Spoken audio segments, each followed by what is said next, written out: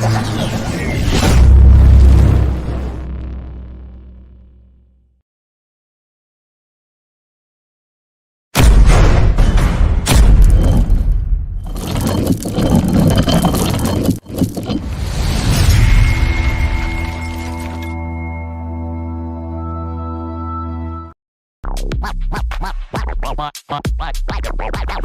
channel, my channel, my content,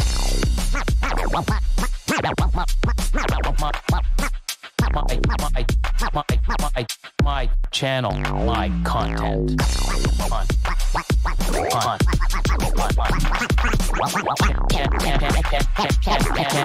my channel, my content. Happy Monday. Happy Monday. It's very happy. My channel. I like it so much I wanted to hear it again. I forgot to take the looping off. So, like always, I just want to double check. I moved this. I'm setting this up. I got stuff in the background coming. So, hopefully you can hear and see me. So let's make sure. And while I wait for you guys to give me a thumbs up or all good, I'm going to drink my Unicity. Oh, we got an all good. All good from Brian, Boop and Snoots. And Rebecca, thanks. A banging song. Thank you. AB Genetics. It's the one that took my voice and made the little rapper. Or whatever you want to call it. It's good, little groove. So since we're all good, let's go to the top. First, we have Brian from Boop and Snoots. So first one to be on here and say good evening, everyone. And first one to say all good for hearing and seeing me. Joe, Mercy Morphs in the house, number 2. Hello. And 3, Holly, Texoma Exotics. Happy Monday, Billy and chat. And close is my man, Virgil. Happy Monday. Hope all is well. Oh, look, this guy, he's usually in the top 3. I don't know. He's slipping. Hello, all. Hope everyone is doing great. Mr. Caplocks himself. And that's Paul from Seraphim Serpents. Scott. NW Ball Pythons, what's up? Happy Monday. Hope all is well. Hope you're feeling good. And let's see. Who else in the house? Fred, MTZ Ball Pythons. Well, why did I say Ball Pythons? Well, he has Ball Pythons, but he could have other Pythons. MTZ Pythons. The Pie Man, Dwight's in the house. Nikki, what's going on? Shannon, of course. Here and off work. That's 2 weeks in a row. Look at you go. Genetic Genesis representing in the house. Eric's Morph Factory. Sean, I saw that. So SJS Exotics. What's up, y'all? I just got my shirt from Billy. It's slacking on the back. It is. Even my Patreon. So the one you got from Patreon. And yeah, all my shirts are slacking except I have one. I have one with the scissors, but I gotta revamp some stuff, and it's about time. I gotta get a lot of shit done. And this stuff here, almost 3 months without a monster. It's crazy. So it's hard to believe that after having one a day for years, minimum one a day for years, I haven't had one in months, and I'm going on 3 months, and very happy. Hardly any coffee. I think I had, did I have one on the weekend? I don't know. I might have like 1 or 2 a week, if that, but instead of per day. So feeling great. I'm losing weight. Can't really lose much more. I just got to start working out. And I planned on, May, to get into it. I still haven't, but I definitely will. start doing something, even if it's just like, um, lightweight, just to get into the flow. But I got to get into at least, working out 3 days a week, and then maybe we'll see. But I mean, at 54, man, if I ain't doing something, it ain't gonna do it for me, So, um, already on the road to being healthier. So now I just got to work out and maybe I'll start eating a little healthier too. Keys in the house. What's going on? What's good, Billy? I hope you had a great weekend, my guy. Thank you. Speaking of that, great start. Bam! Welcome, everybody. So I'll put that up for now. Let's see. 217 Pythons. Motivation Morphs. What's going on? Hope you had a good 2-4 weekend. Up here in Canada, we have a holiday, Victoria Day, and it's usually on the May 2-4 weekend. But it's not. It's a week early. So May 2-4, they call it but it's 18th, 19th, and 20th weekend. So strange, but it's a Canadian thing. Sammy, what's up, Billy? Should be jumping on around 8 o'clock. Run into my buddy's house to pick up 10 bags of rat food. I'll be watching you guys on the way back. Happy Monday. Drive safe. Sky high. Good evening, Billy and chat. Hope everyone has a great week. Going to be a busy one this week for us. I actually have some people coming in on Thursday for Thursday, Friday, Saturday, and Sunday, I believe. And I believe they go back Sunday night or Monday. I think I'm actually going to do a barbecue this weekend on Sunday. Instead of going to we have an expo on Sunday. Instead of vending the expo, and I got a lot of adults and older stuff that I want to sell as well. I figured, you know what? And then I have company over. Let's just do a barbecue on Sunday, and we'll do it from like 3 to 7 o'clock. The expo is like, I believe, 10 to 4. So, I'm almost 99.9% we're going to do it. And if we are, we're going to announce it tomorrow. So, of course, last minute, everything's last minute with me or working on it. So Seth says, I got to catch the show on my hour and 45-minute drive home. Damn. Drive safe. Robert, first this time, beating out Crystal. Let's see. Merging Morphs. MNR. Not MNR. MR Snakes. Craft Brew first. Oh, look at this. I'm excited for today. Makes Mondays way more bearable. Oh, thank you. Appreciate that. Speaking about bear, Abel. Abel. Hey, y'all, from Red Onion Reptiles. How you doing, Bear? H&B Exotics. Exotic Reptiles.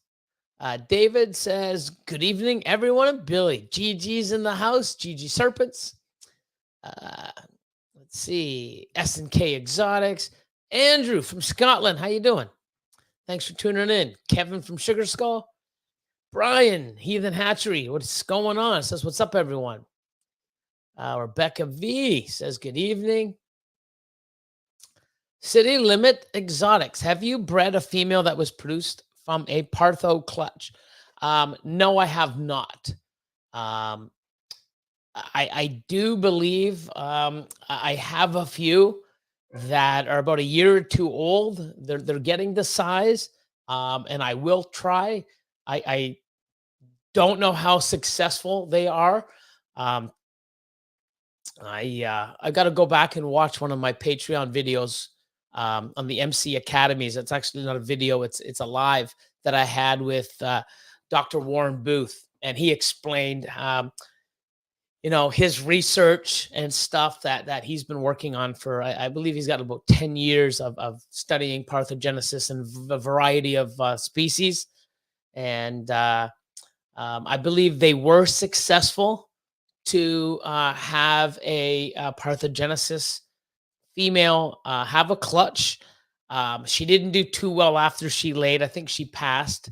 And the babies were parthogenic, genic, parth. I believe they were parthogenic also.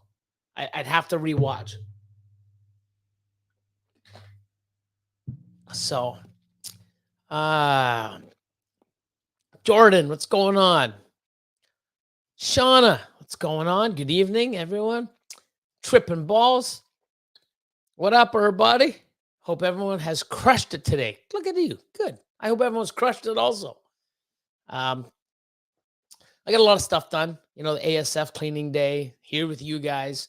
Got a few things done, organized around the house, some stuff done around the facility.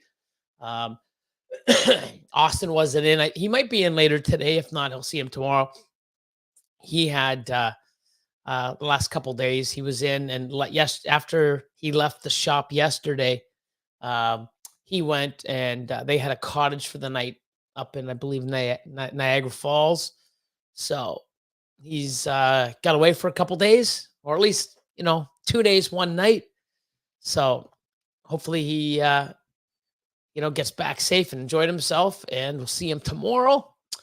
Another thing too is I'll keep going through the comments.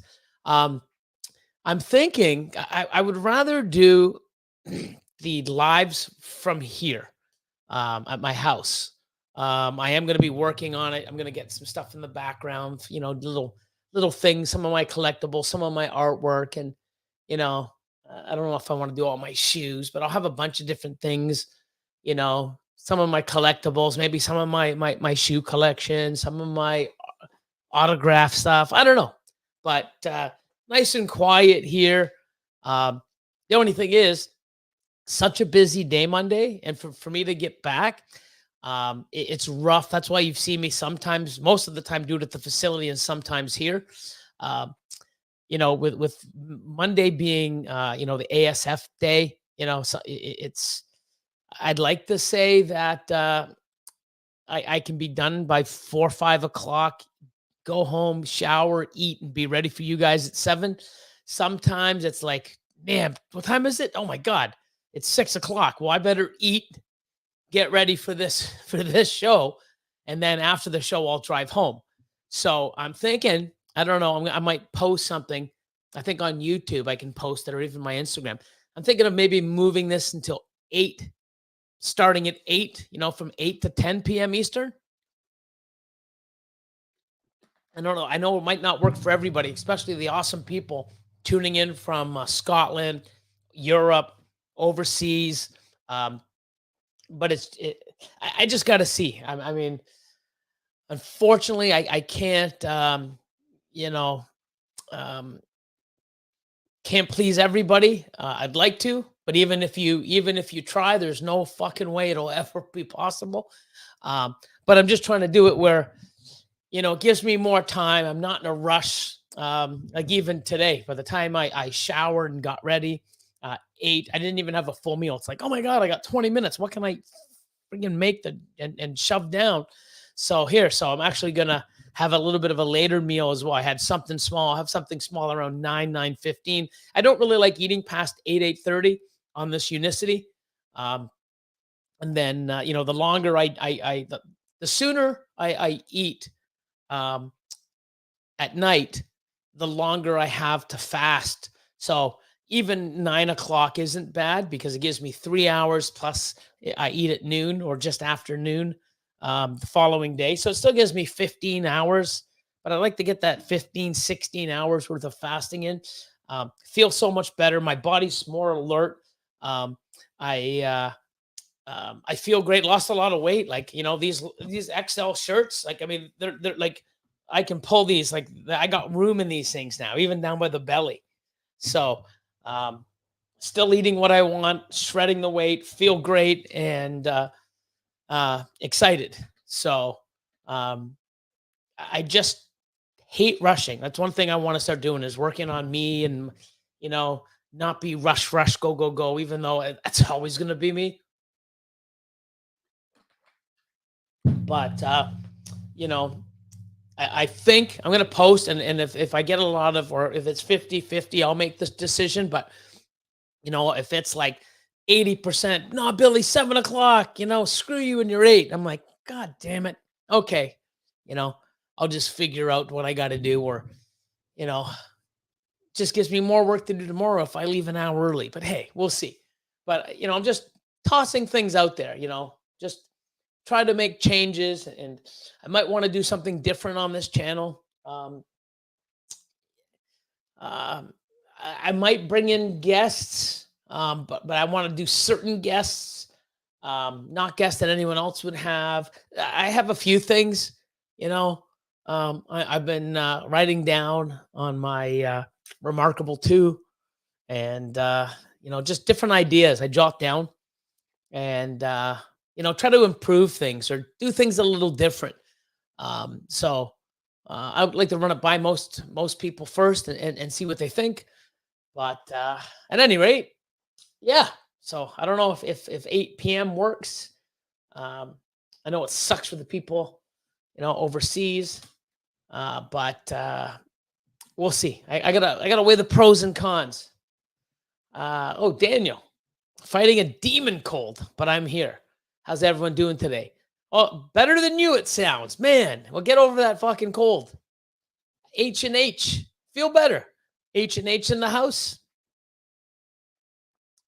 Let's see. Michael says, man, I missed last week's stream. I was bummed. I thought it was on Tuesday for some reason. Yeah, never a Tuesday. Happy Monday. Always remember, happy Monday. Start of the week. So RTP Pythons, RTP Pythons. What an idiot I am. RT Pythons. There you go. Picture perfect in the house. Let's see. Now we're at you're all good, all good. James B in the house. Adam Benevolent in the house. What's going on? Hey Eddie, how you doing? See you tomorrow. See you tomorrow. James B in the house. All City Serpents. No, definitely not. I'll leave that. I'll leave that to Andrew on our Zoom calls. I'll leave the I think we had enough of that already. So I definitely don't want to be doing any more. So definitely put something else in the background. Definitely not my man James from Bergman Reptile Room. So, and any topics or any questions, please put in the chat. I'll get to them as I get there. Hello, good evening all from Endless Morphs. Hugh, how you guys doing? Happy Victoria Day, Billy. Happy Monday, everyone. Hope you had a great weekend, my man. Hope the weather was great, at least here. It was nice today. It was really nice, warm. So I hope you had a great long weekend. Say hi to the fam for me. Exotic World of Geckos. How you doing? Half Moon Lake Herps. Greetings. Right back at you. Lorenzo, how you doing? Sup, y'all? How you doing, my man? Uh-oh, look who it is. Bam. Good evening.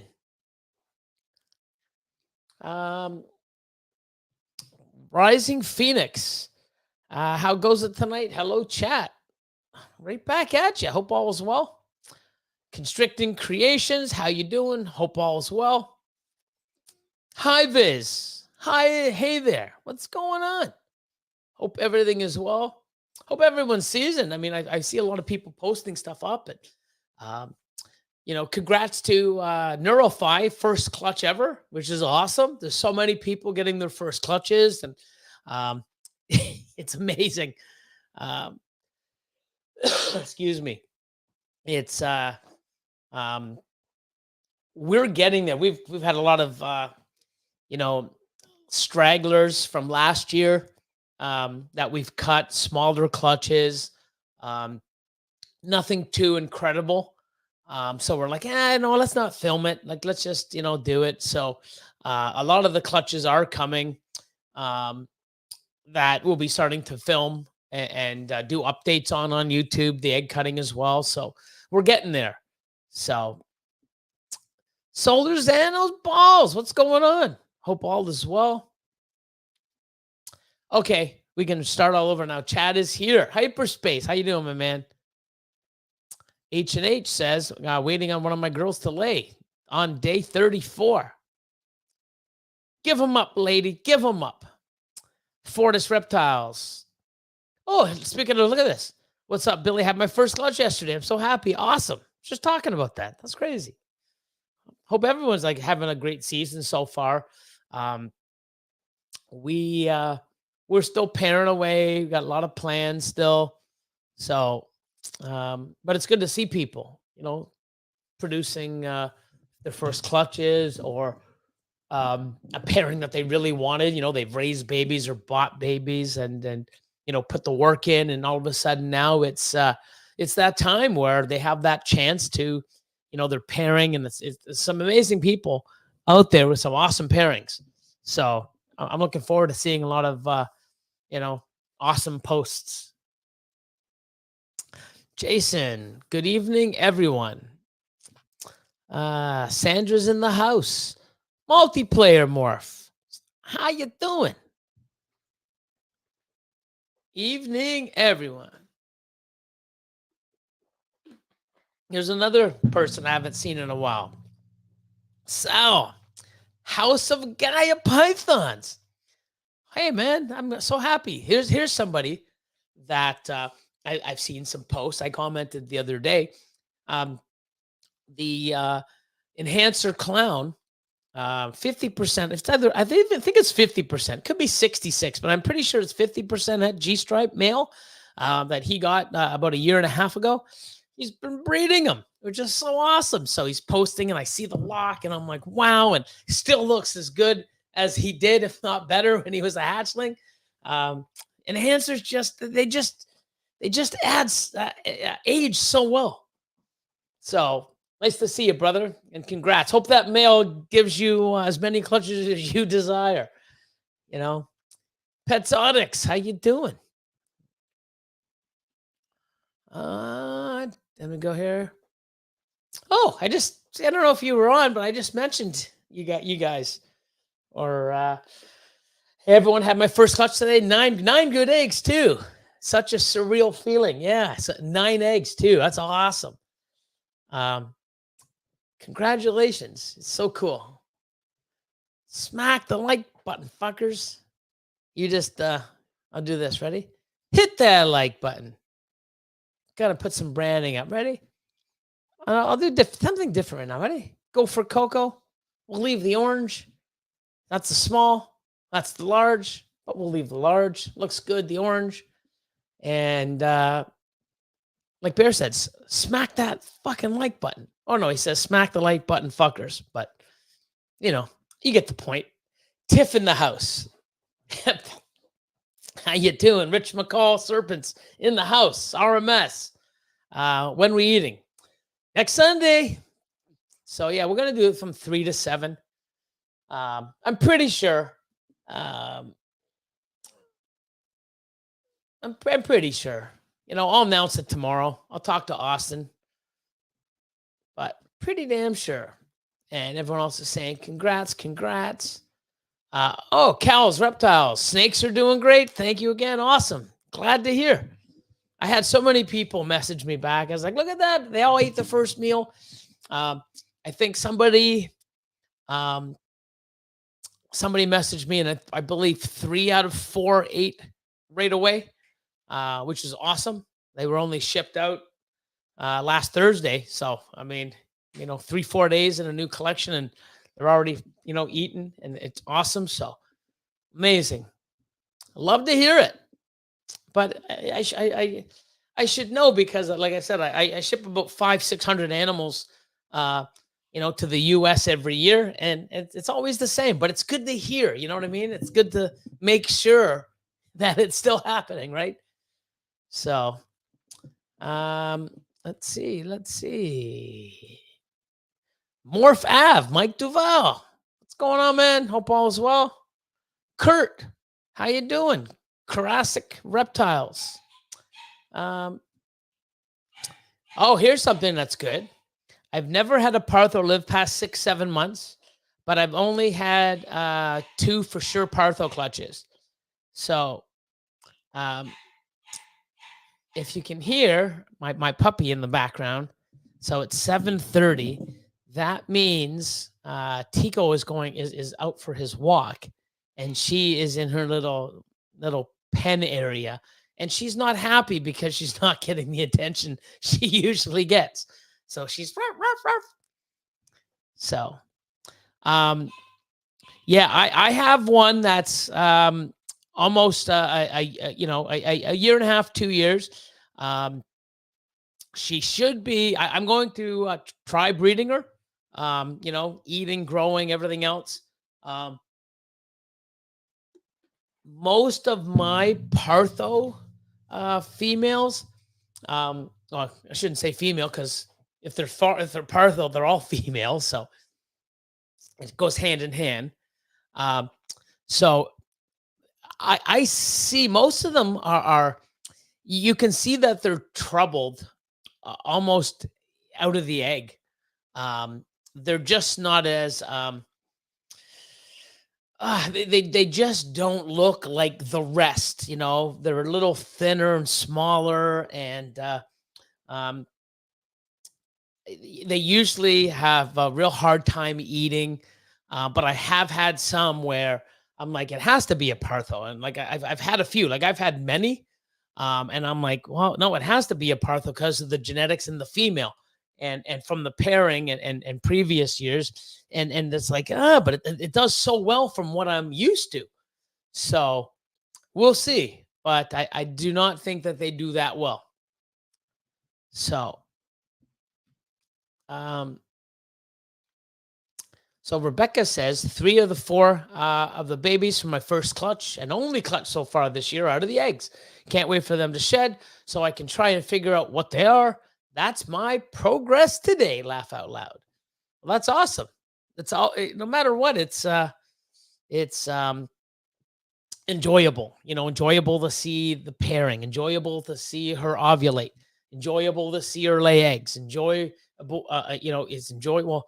It's also a little frustrating because I don't have as much patience as I've learned to get some patience, but when's she gonna lay? When's she gonna lay? Okay, when they gonna hatch? When they gonna hatch? So it's it's definitely something, but at least now you get to wait for them to shed, and then you get to ID them, and then you get to sex them, and I even sex them before they shed. Not all the time, but the ones that I really want to know. So I hope you get what you are after. And yes, it does and it doesn't. So hopefully it doesn't go too slow for you. Carissa's in the house. What's up? Sleepywood. Got to hold my first gecko. Oh, wow. At yesterday's expo, and now I want a Saracenorum. Do you have any of those? I don't. Not that species. That, I believe, is the one. It almost has Mutation Creation logo eyes, and it has that stripe. I could be wrong. I'm not really up on the Latin names. I should be, but I'm not. But congrats. I hope you do get them. They're pretty cool. They are definitely, if it's the one I'm thinking about, it's pretty awesome. But I have 5 different species of geckos right now. Odds gods, what's going on, my man? Hope all is well. Massey Morphworks in the house. Demonic. Man, your Instagram posts are fucking awesome. They're fire. Makes me laugh all the time. So let's see. 8 would be awesome. We got another 8 would work out great.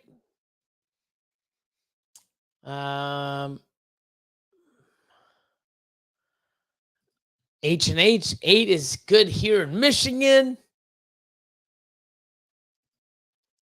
I know the drive you have, 8 p.m. would be the best time. Mike, 8 works there. Oh, Gerald, man, you're the king. You're awesome. Always going to support no matter what the time. Appreciate it, brother. Hope all is well. Are you guys coming to the Expo next weekend? If so, 3 to 7. Yeah, I'm going to announce it tomorrow, but I'm pretty sure we're going to have a barbecue 3 to 7 Sunday. That way, even if people are visiting, it's usually done by 4. By the time you pack up and get out of there, it's 5. I'm only like 15, 20 minutes away from the Expo. And yeah. Florida born. What's going on? Alex and Sandra, how are you? Hope all is well. Oh, man. What's going on? Strange Creations in the house. How you doing, man? So Banna loves Monday, 7 p.m. So I love this time on Monday. So we'll see. I mean, it is a little easier for me just because it's like I feel rushed on Mondays, and I hate being rushed, especially if something happens with the rodents, because it's just nice to because when you see me on the other Mondays when I'm at the shop, I get up at 6 a.m. and I'm cleaning rodents and doing all that other stuff, and it's oh Christ, let's just whip something together, whatever I have in the fridge or leftovers, or we have a full pantry and cook thing. It's just like, oh, now do I have time to cook? And I do have a shower at the facility, but I don't shower there because I don't bring any fresh clothes.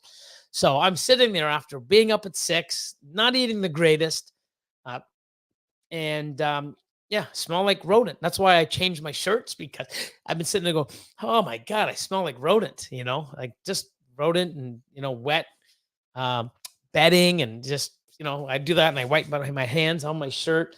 So that's why I started changing my shirts, because just 2 hours. I'm just like, man, am I still working rats, or am I doing alive? So, I would hope I can do the 8 thing and change it up a little. And also, instead of just me being here by myself, I have a few ideas, but we'll see. We will definitely see. Look at you. I'm jelly. 3 weeks to the vacation in the Philippines. Amazing. My man, Matt, he's from the Philippines, Zam Pythons.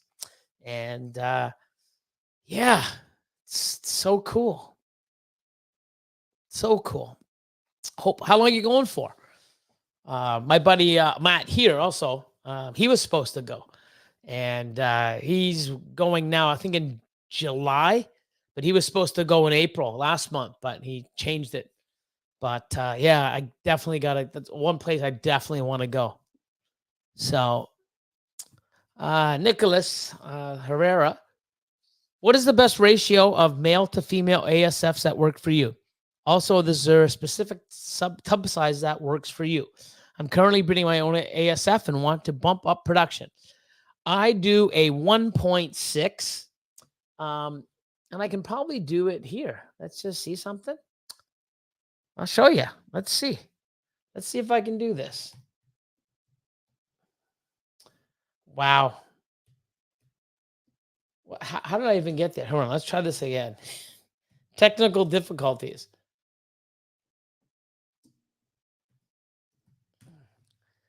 Okay, so let me just see if I can do this.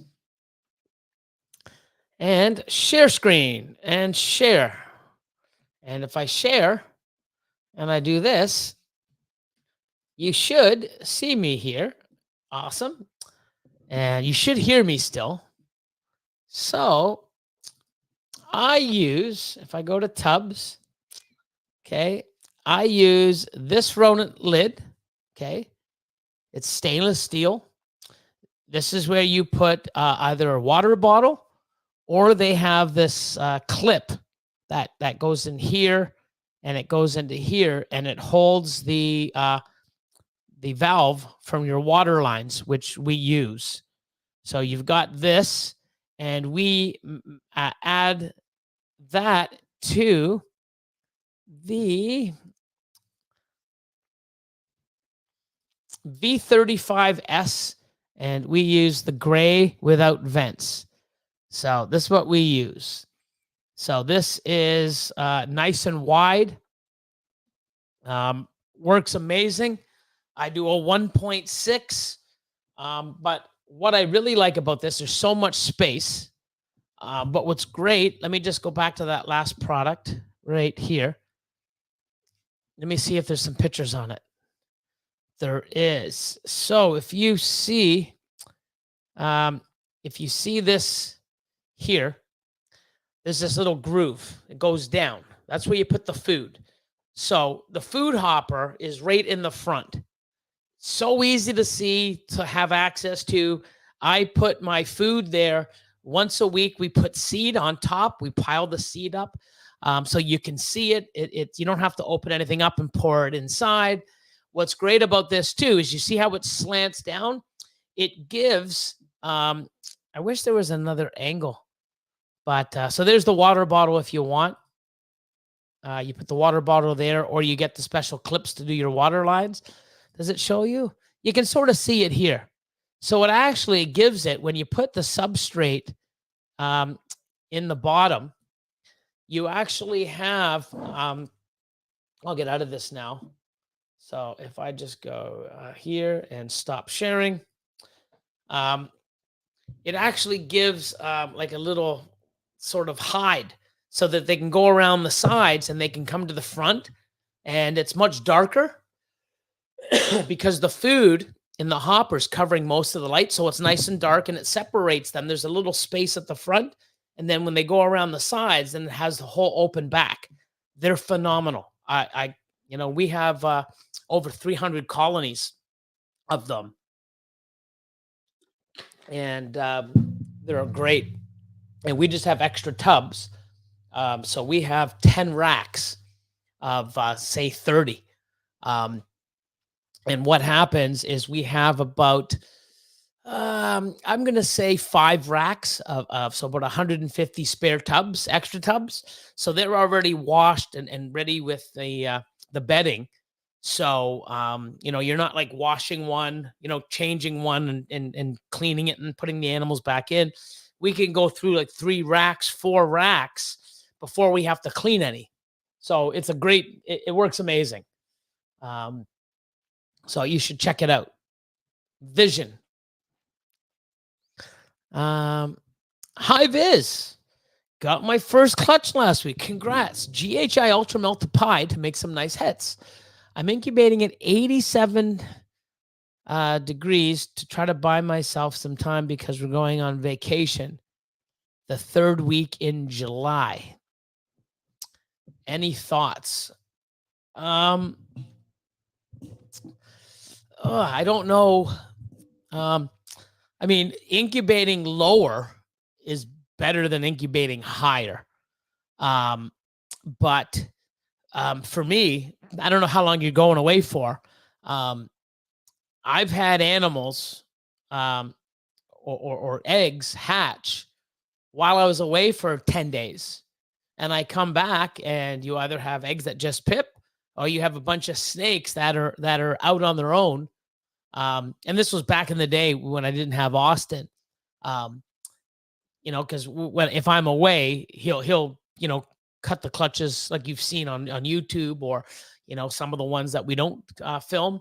But I don't know. I'm always 89.5 no matter what. And don't forget, your animals come out of the egg, and I leave them in there for a good 10 days to 2 weeks until they shed. So the eggs, after they absorb most of the yolk, they're just going to push it to the side. It'll dry up. It's not any harm. At 87, I'm not sure. You can prolong it. I don't know. Not sure the actual date. I'm 52 to 56 days at 89.5, depending where they're in their incubator. So I'm not sure. But for me, back in the day, I go away, I come back, I've either got eggs that are pipped or animals that are out of the eggs just rolling around. So hope everything's fine no matter what. Let me change the banner. Husbandry Pro. Love it.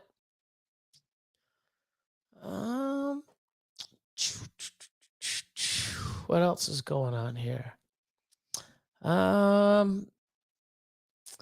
Rob's in the house. What's going on?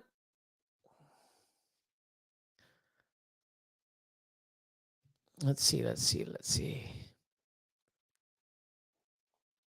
So Michael says, I got my male and female last year and was wondering when the best time and weight to breed them.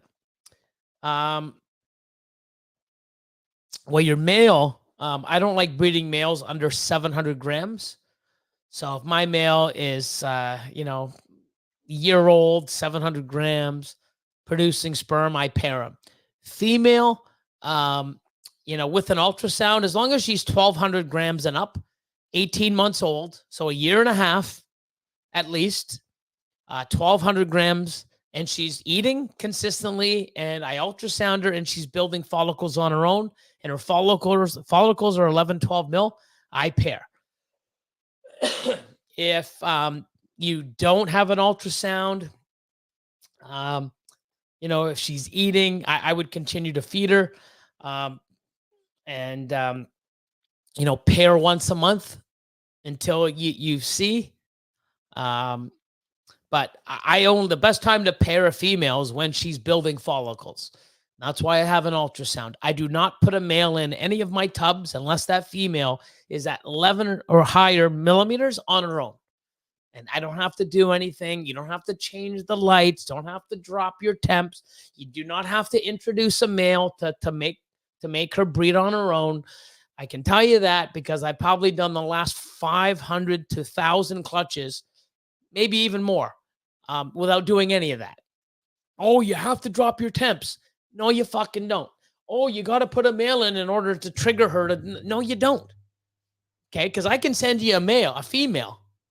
I can send you a female that's 3,000 grams that laid 12 eggs 2 months ago.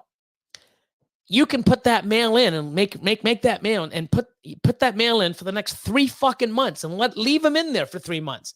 She's not going to build follicles. She just laid 2 fucking months ago. So, the female will build on her own. That's just how it is. And like I said, I have probably over 1,000 clutches. Yeah, probably shit. Average of 200 clutches a year just on my own, never mind the split clutches with Austin and a few other people. So say 200, 250 clutches a year. The last 4, 5, 6, 7, 8 years, that's 2,000. Yeah, it's up there. Do not put a male in. I do not put a male in until we ultrasound. You see it how we do it in the videos. It's exactly what we do. If she is not over 11 mil, we don't even put a yellow clip, which means she's building. We do not do nothing. Oh, she's 9. Oh, she's 10. We don't breed her. Because the following week or the following month, when we pair her, she'll be 12, 13, 14. Cool. Then we pair her. Okay. So that's just what we do. If you guys have success doing it another way, great. I don't. Austin, the same way. Doesn't. Many people don't pair unless, some people might be 9 or 10. They might do it early. Great. I'm 11, anything 11, 12 and up, pair first, pair again, and hopefully get a third lock in before 30. That's how we do it. So look for the signs, make sure, they're both of age and they have some weight and they're constantly eating and they're healthy and, try that way. 219, happy Monday. Look at this. What's up, Forward Motion? How you doing, my man? Yes. Good to hear.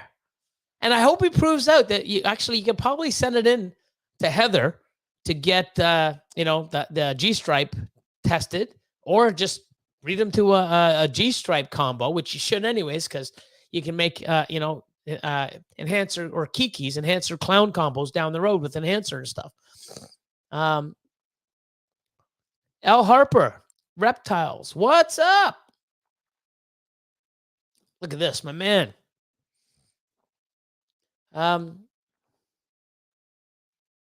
Let's see. Blaker's in the house, says hello to me and to all you amazing people. Jen is late, but she is here. Better late than never. And let's see. Oh, how's the puppy? She's doing amazing. She's doing amazing. Actually, I think I put a post up. No, not a post, a story. Just let me double check. I got to make sure. But we started a little account for her because she's so damn cute. Her and Teak. So it's called, let me just double check. I don't want to screw it up because I've done that many times. Of course, I can't do it. Why? Like, I'm not really happy with, there we go. So Cleo Cute Bully. So CLEOCUTEBULLY. Cleo Cute Bully. All one word. That's her new account. So we're going to post a lot of cool stuff. And, you know, well, I might not be, but my other half will. And I'll try to get one in here and there. But yeah, she's just so cute. I don't want to take pictures of her. I just want to keep cuddling her. But yeah, she's doing really well. She's amazing with Tico. Over the weekend, I built a 15 feet by 15 feet by 15 foot by 15 foot, 6 foot high, sort of kennel pen, and has a roof and everything. So yeah, it took me a while, but I got her done. So slowly but surely. Look at this. Got a female double het G-stripe DG or DG G-stripe at 19 mil paired to the leopard clown het enhancer. 50% G-stripe you got from me. That was, might have been late last year or early last year, or could have been the year before. But yeah. Hope he proves out G-stripe for you too. But you're going to make leopard DG clowns or DG enhancers, 100% clowns, and hopefully you hit G-stripes. That'd be awesome. So you'll actually hit enhancer DG, or basically like a hybrid. A hybrid genetic stripe would be awesome. A leopard hybrid G-stripe, 100% hat clown would be amazing. Sick. Hope he proves, man. But even still, even if it doesn't, you're still going to have, leopard hybrids or G-stripe, or, DG enhancer, 100% hat clowns, 100% hat G-stripes at worst. So awesome, man.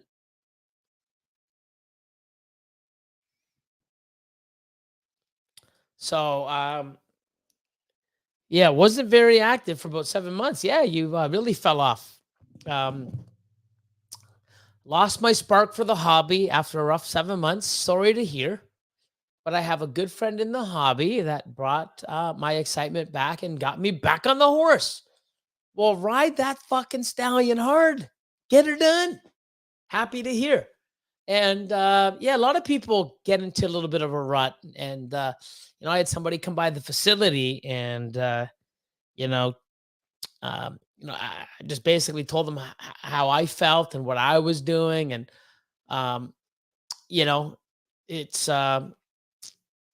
it is difficult, especially when you saw the new people that got in, saw the COVID numbers, and now it's dropped off. And then, it was like this, slowly going down, and then it got this big spike, and then it crashed hard, where if we didn't have that huge influx, it just would have kept going down. But with that huge spike, during the COVID years, and then now it's it's yeah, but um, I don't know if sales will pick up or ever get to where it was before, like, especially the COVID numbers, but um, animals are selling. Um, but whether the financial end on the market, whether it picks up or I'm not sure on that. There are people like this hobby, our passion, it'll never get away. It'll never go away.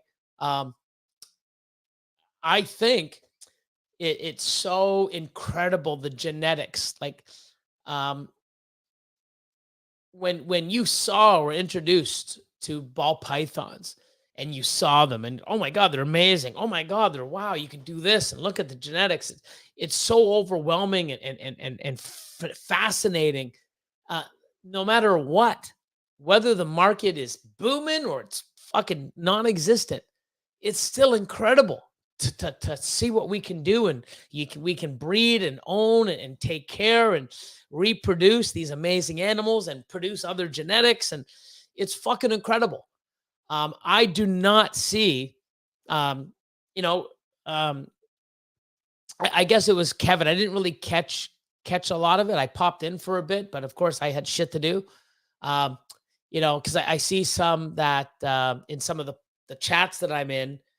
I guess he said that, the ball python market, he doesn't think it's going to bounce back. Um, I'd have to look at it in context. I don't know exactly what he said, but it was something like that. And um, so I don't want to quote anybody or say anything, but um, even if it doesn't really bounce back to where it was, I mean, I ain't getting rid of my animals. Most people that are doing this enjoy this, and you know, if you're doing it right and you're really, investing and knowing what your costs are and everything else, um, it will pick back up. But you will have a more, you know, more of a clear path that you're on, instead of trying to have a bunch of everything and saying, "Oh, what am I going to do with all this stuff?" And you know, to me, um, I breed to make my collection better. Whatever I have left off, whether it's great, okay, or just wholesale, I don't care that I make that, because I got this, you know, uh, combo or male or female, whatever I needed out of the pairing. That's why I made the pairing. So even if I, even if I gave every single animal I made away that I didn't keep, I'd still be, it would still be something for me, because what I have, what I get to enjoy, what I'm going to do with it in the future, how my collection keeps growing because of the holdbacks. Thing is I can't do that because, I have bills to pay as well. So, and I don't really pair. Um, there might be a few, but I really don't like going like, oh, what can we breed to this animal so that we can sell everything off to make money? All my pairings are to hit something that I need or to prove something out. But now with gene testing, um, shed testing for genetics, there's a lot of stuff that I can test now that I don't have to hold back to pair to try to prove out.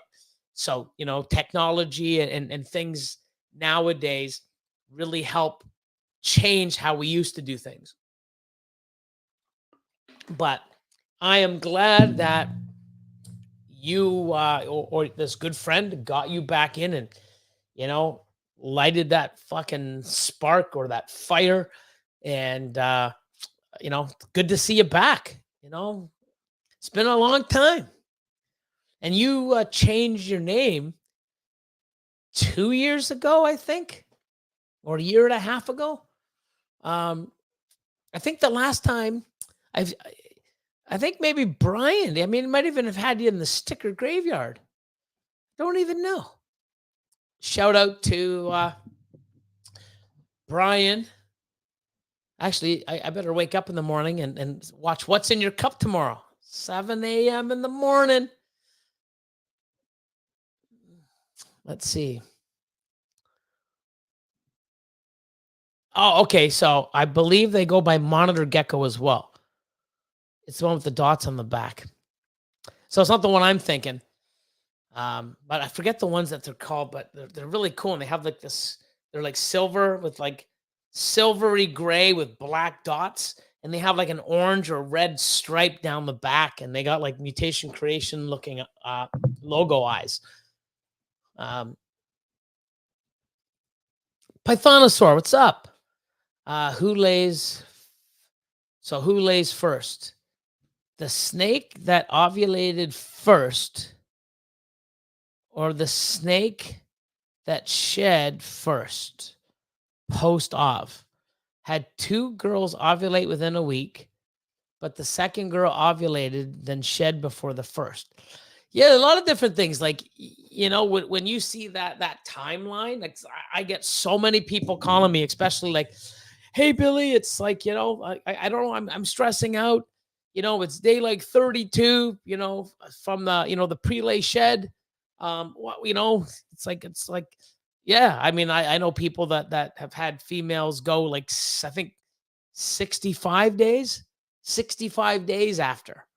So, we have a guideline that you can sort of count by, but I don't count anymore. I don't count once they I don't count the prelay sheds. I don't even really mark when they ovulate. I just open the tub and see them on eggs. And then when I see them on eggs, guess what? I know I have eggs.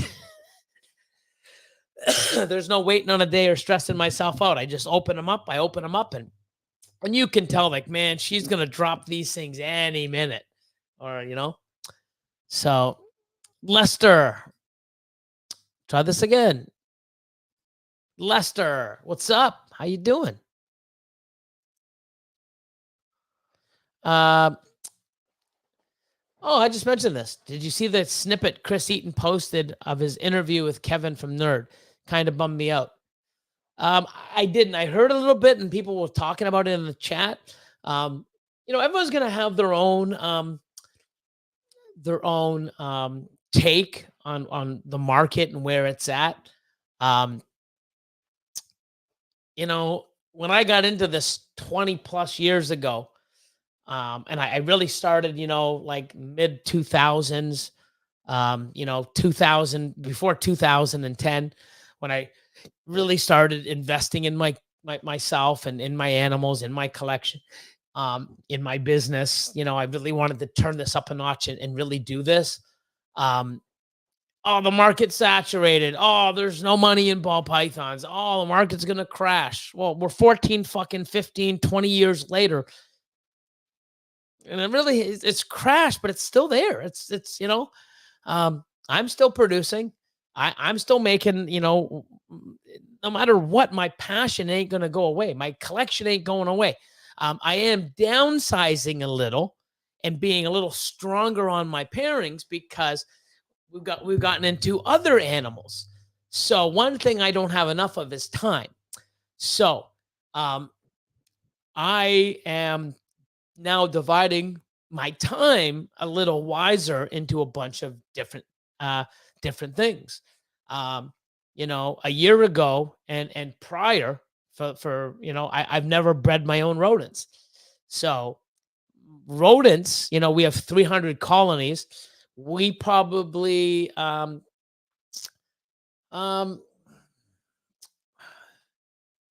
gotta count, but we're probably pulling 2,500 rodents a week. So we're producing 10,000 rodents a month. And I know how long it takes. It takes my whole Monday. I water and also feed, top up the food as well as seed, a couple times during the week. But I know that, let's just say I invest 16 hours a week because I also sort. So tomorrow when I go in the morning, I'm going to be sorting the females from the males. feed off all my males, keep some of the females back, and do all that kind of stuff. So I know that I'm probably investing myself a week. I would say 16 hours my own myself. So 2 8-hour days, even though it's like an 8-hour Monday, and then, probably 3 hours here, 2 hours here. But it's probably 16 hours of my time a week that I put into the rodents. I didn't have that years ago, so I don't know. I'm always going to have my collection. I'm going to do different things. I'm fascinated with other species that I'm working on, and I love breeding the rodents. It's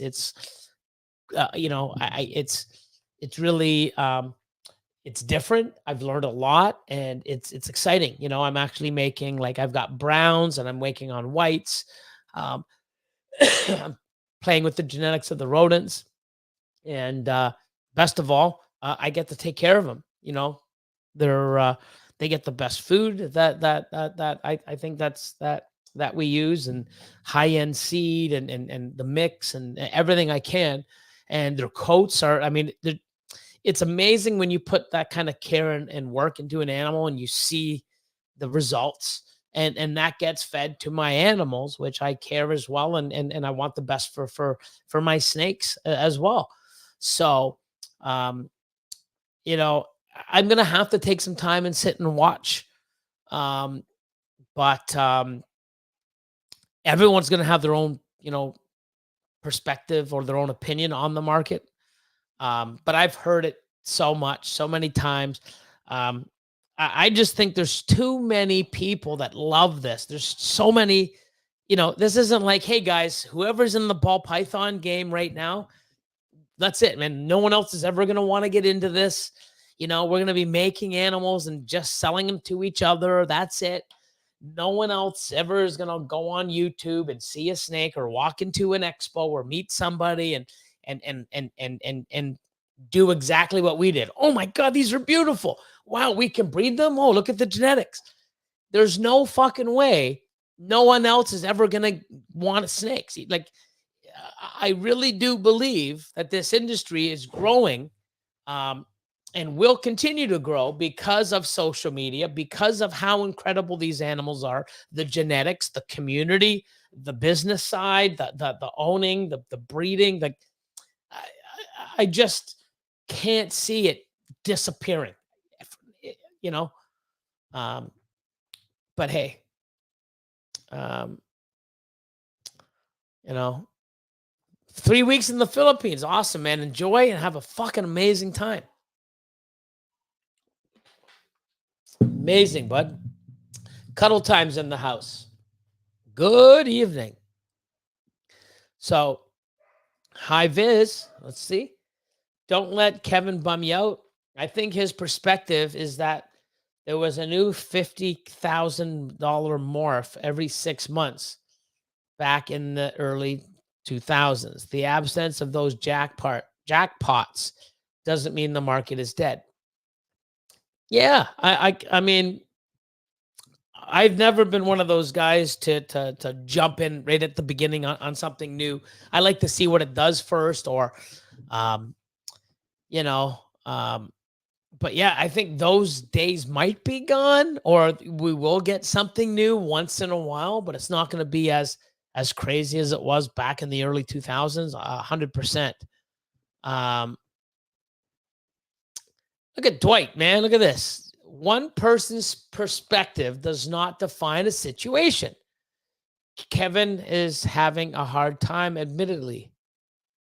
So, sounds like he's having a midlife crisis. I don't know. I'm going to have to, like I said, I sort of heard bits and pieces, or saw something quick, on my Instagram reel, and then, oh, wow. Well, okay, next. But I'm definitely going to have to look into it and see. But there's no way how I got into this, even before any of this social media, and what I wanted to do, and how I got into this before pastel, spider, pinstripe, black pastel, cinnamon, before any of those genetics. I got in when I saw albino pied and exanthic. Wow. 50,000 US for a pied, $35,000 for an albino, $25,000 for a fucking exanthic. Oh my God, 22,000 or 22.5 for a genetic stripe. Wow. Look where I am. I didn't get into it because there was a huge business. There was no social media. You know what I got into it? Because just fucking the fascination of these incredible animals. And it's not even when I got into it, it's not even close to what we have now. The research, the community, the genetics, the possibilities, the business side. Everybody here probably sitting here now, whether you got into it 5 years ago, 3 years ago, or just recently, you got into it because, wow, look at these animals. Oh, I can breed. Look at the genetics. Look at this. Wow, there's a business. There's a community. Like, there's so much. I don't think that nobody else is ever going to look at it and not do what we did. Wow, these are amazing. Might be 1 out of 10 people. I don't know how many people learn about this and just get the bug. I don't know the numbers. But to say that no one else is ever going to buy animals or look at it, whether the market's up or down, like, I didn't get into this business because of the market. I don't know how many people here got their first animal because, oh my God, I'm going to buy ball pythons and I'm going to buy, learn about it and become a fucking billionaire. You bought it because it was probably fucking incredible. Wow, look at these things. Man, I can own one of these. Wow, look at the colors. Cool. Or your kids got you, because they had a fascination with them. However it is, that's going to keep repeating over and over and over and over. The process of how we got into this business or this ball pythons and owning and breeding and learning and keeping and whatever else. There's no way no one else is ever going to, especially when it's exposed and more people are going to get exposure to this. That's just my opinion. Let's see. Lucky's, what's up? 319's in the house.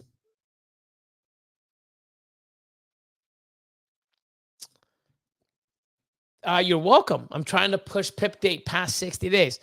You should. I just don't know. Like I said, it's unfamiliar territory. I've always been 89.5. Austin did an experiment with 90.5, 91. Little on the hot side because, I can get more females.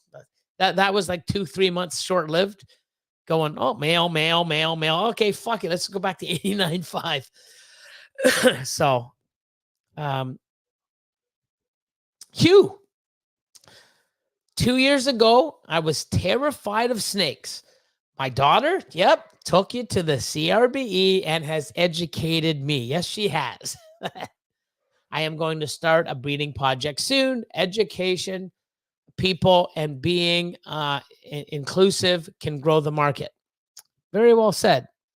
Billy and Austin have been so welcoming that they make the industry more accessible. Awesome. Appreciate that. We try anyways, I'm on here just trying to tell you what we do and how we do it, what I think, my opinion. It works for me. I'm successful at what I've done and the methods that I use. So have other people. I change the way I do things to be a better keeper, breeder, owner, whatever you want to label it as.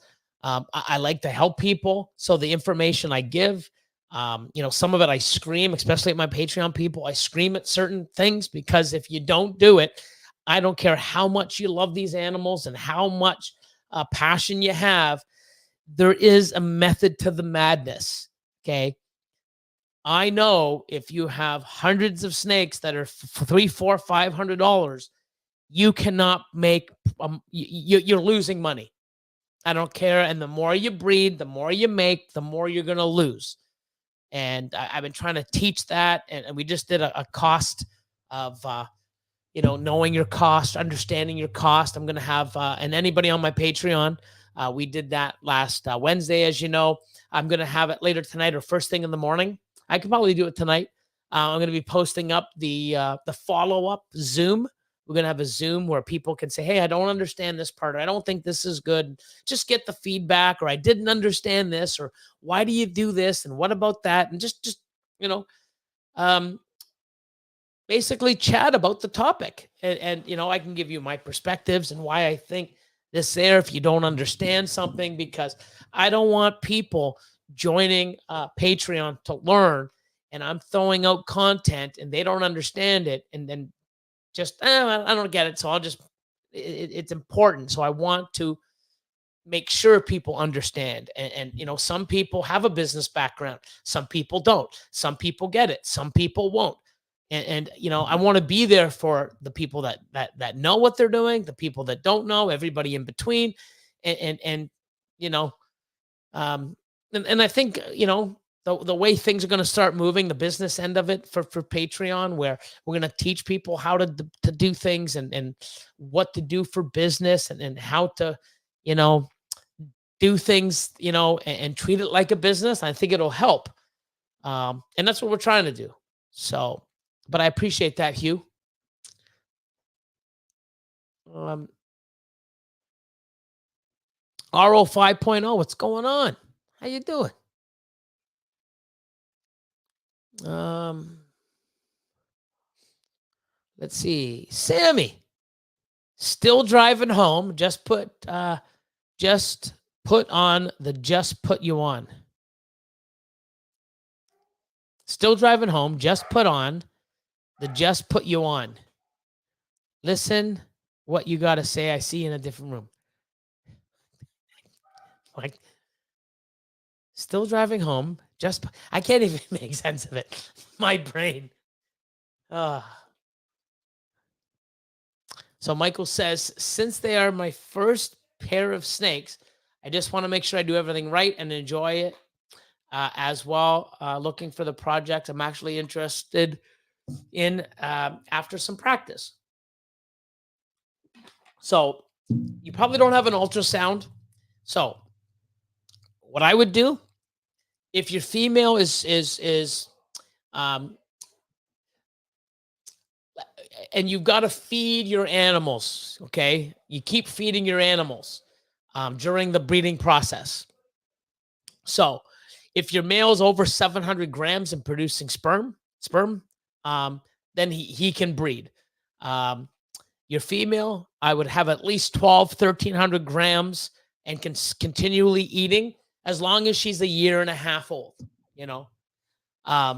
pair once a month. You put the male in with the female, leave it in for 3-4 days, whether you see a lock or not.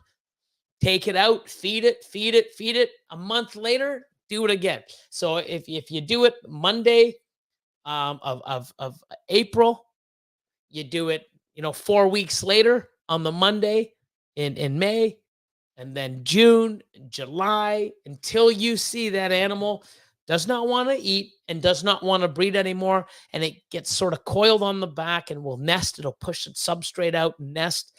That's a very good behavior. And all that together, you do not need to pair or feed anymore, and you just sort of watch her and wait for the ovulation, and you're good to go. William says, hey, Billy, looking thin. Thanks, man. I am. I've lost, I swear by this stuff. Like, I really do. I'm going to really start promoting it, especially once I start getting my blood work back. But it's amazing how many people that I've met have had such, like, I myself going from 2 to 3 coffees per day and at least 1 monster a day for years, sometimes 2 monsters a day. So if I had a live stream, I'd be on my second monster. So every Monday and every live stream you see me, I have at least 2 monsters.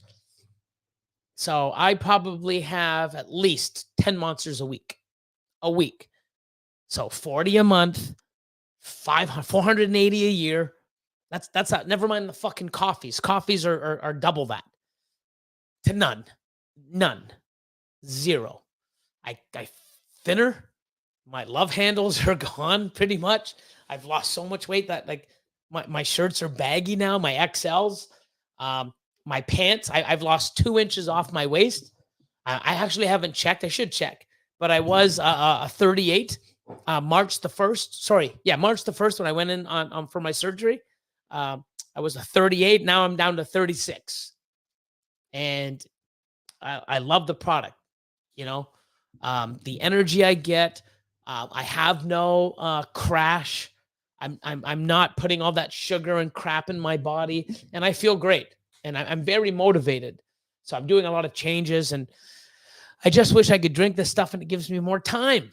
Then I'd be like, so, I have this description down below. There's a link that saves you $40 or $50 off. I swear by the product. I love it. And I still get to eat what I want. I just fast now, but I can fast without the product, but I like the energy. I like what it does. And it does a lot more things than just lose weight. People are lowering their cholesterol. People are lowering their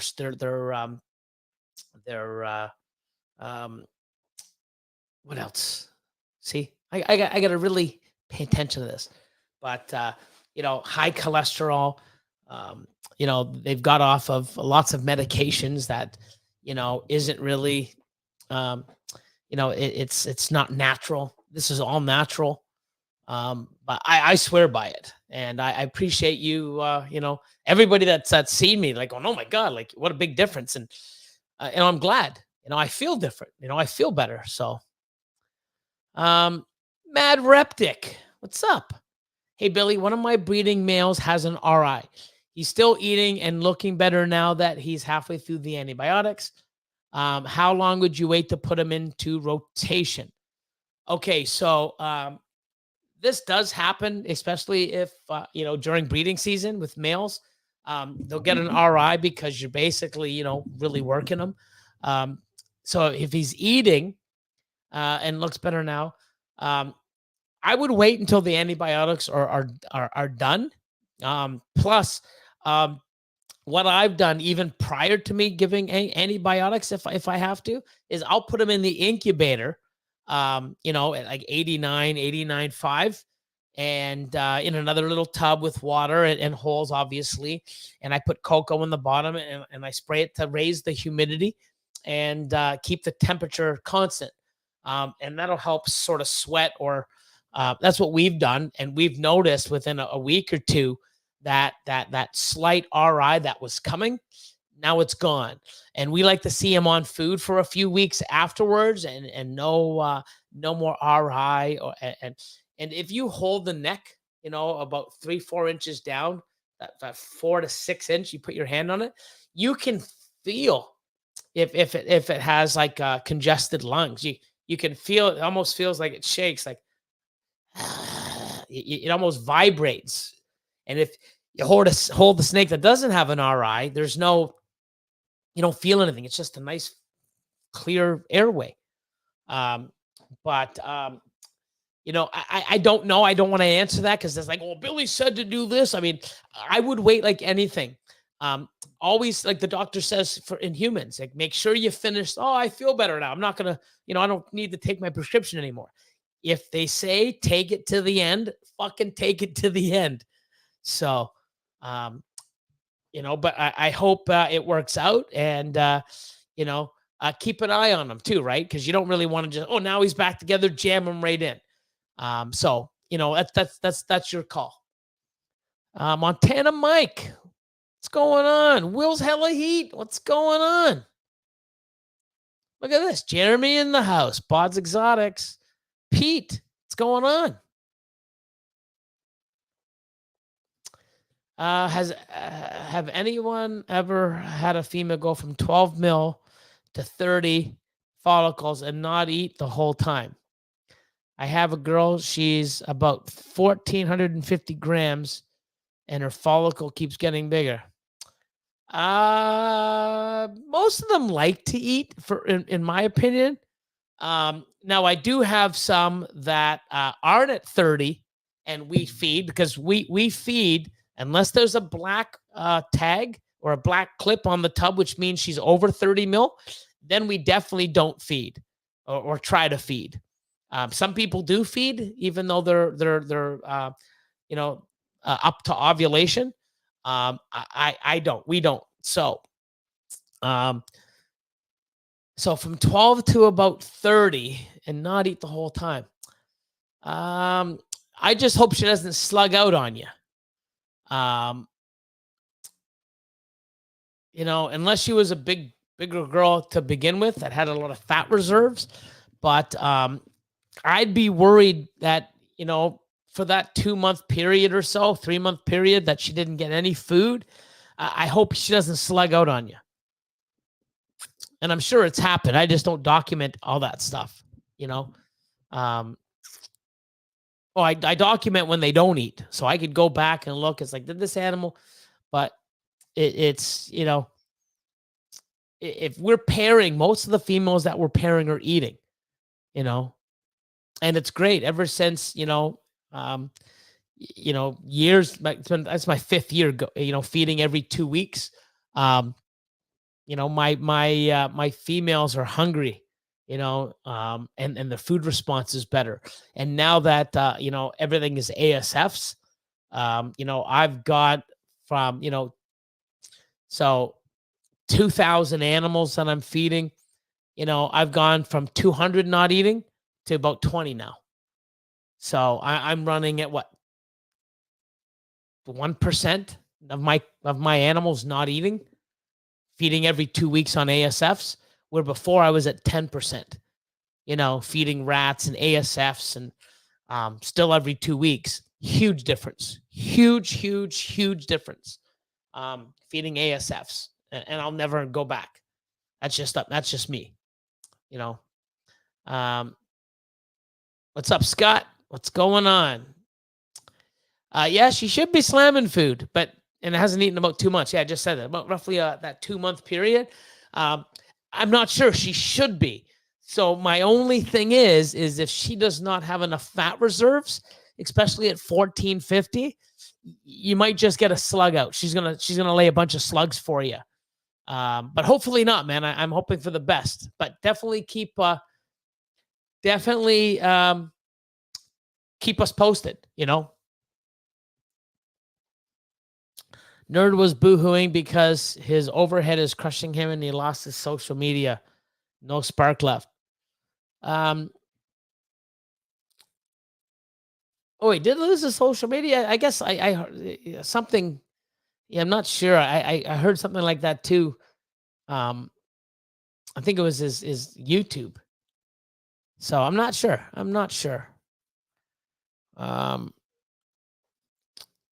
Good evening, my man Craig. Bash Coder Reptiles in the house. Let's see. Oh my God, look at this guy. What's going on, Miguel? PER in the house. Long time, my man. Hope all is well.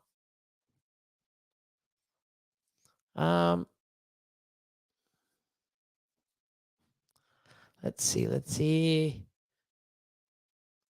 I'm still about half an hour behind.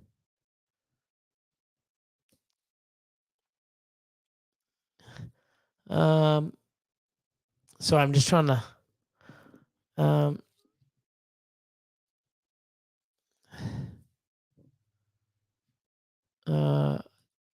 Sundial. What's going on? It's an Ultramel guy here and a Sentinel guy. I actually showed off some of the animals that you produced on my top 2 tier meeting on Friday night for the Patreon. Some of the cool shit you made, man. So it's awesome. Some of that crazy Sentinel. Bulldog Hustle. I'm a newbie. Just started collecting a few months ago. I always went to reptile shows and walked right past ball pythons. Now I have 9. I love them. I love the curiosity, and each has its own personality. This is fucking the shit I love. So Bulldog Hustle. So he's probably a bulldog breeder. I'm just saying, I don't know, but Bulldog Hustle, maybe. If not, you just have an amazing bulldog and you love and you're a hustler. I don't know. But just like I said, here's somebody Always went to reptile shows, walk right past the ball pythons. Now they have 9. Love them. Now, I guarantee you he's studying the genetics. Well, fuck, he's on here being a part of the community, seeing all the information and wow. And, you know, from here, might join a Patreon, might do this, might start his own fucking YouTube. And this is what's going to happen over and over and over and over again. So, yeah, the market might not be as crazy as it was in the last 2-3 years. But hey, guess what? There's no way new people just like Bulldog fucking Hustle is going to look back and say, you know what? No, these don't amaze me. These aren't amazing creatures. Like, there's no way people are not going to keep getting involved in this hobby. There's no way. Look at all of us fucking here, the thousands and thousands and thousands and tens of thousands. We got here because of the fucking animals and what we can do with them. And it's just getting bigger and better. That's my take on it, you know?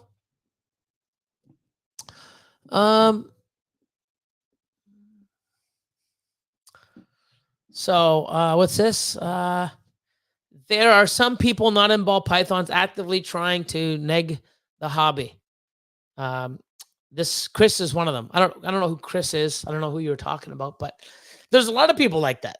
You know, fucking ball python. The ball python breeders. The ball python breeders. Hey, you know what? Like, you know, without the ball python breeders, there's a lot of shit that wouldn't be around. You know, there's a lot of shit that wouldn't have happened. You know, that's going to benefit them down the road. I don't know. I mean, it is what it is. Macamorph, what's up? Golden rules in the house.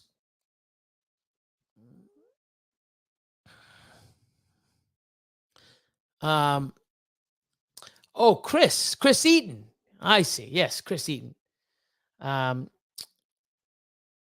the hobby, breaks your passion, and sell out losing money. He thinks that's hilarious because he failed at it. He thinks everyone else should. Yeah, I mean, he was in it at a different time. I'm not sure what him and Donato and you know how that all worked out. But yeah, man, if you lose your passion, you know, for this, you know, and you're solely into this for the money aspect, the amount of fucking work that I'm preaching to the choir. We're all here, right?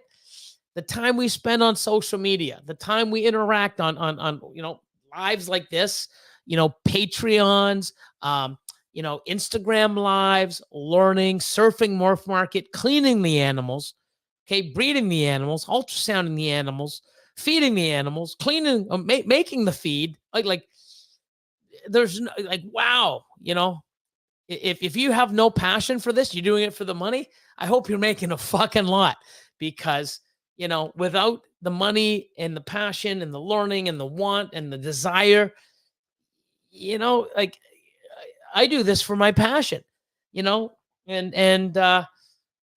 you know, the more I make, the more I can invest in other animals or better equipment or bigger facilities or more stuff. So I can grow my passion, you know, and my collection. You know, I'm not sitting there selling everything and fucking cashing out. No, I'm holding the good shit back. You guys are getting the shit that I don't want to keep, you know. Now, some of you, I'm not going to mention names, Bear, you know, get some animals that I don't want to sell, you know. I mean, bills have to be paid, you know, and some animals, but at least they go to some awesome fucking people.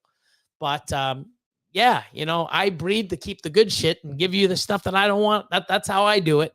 You know, and eventually I'll be making, you know, much better stuff so I can keep some and sell some stuff too. But anyways, Emmett, what's up? How you doing?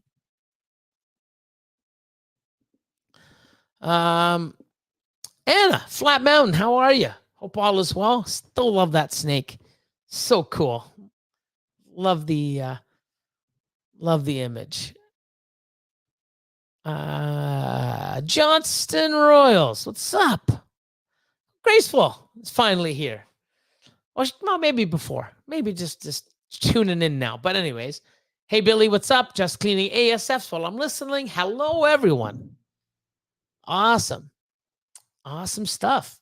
That's the thing, too. Look at listening, cleaning, working, putting time in. We do it because we have a passion for these animals. And, if you have a passion and grow and make what you want and sell stuff off and keep growing your passion and your collection, there is good money in this industry, but you also got to get there. You also can't say, oh, man, I've been doing this for 2 years and fuck, oh my God, haven't even broke even yet. Yeah. Most people that have a business don't break even. I think, is it um, something I learned, shit, 1990 when I was in university. Um, what is it, 7 years to break even? There's a certain rule, 7-year rule. I think it's a 7-year rule. Man, make amazing stuff, hold it back, sell the stuff you don't want, reinvest it, and watch years down the road, not 2 years, 3. Watch year 5, 6, 7, and you keep doing it and watch how you grow. I didn't get my size overnight. Fucking took me years. Hold stuff back, grow. You know. Oh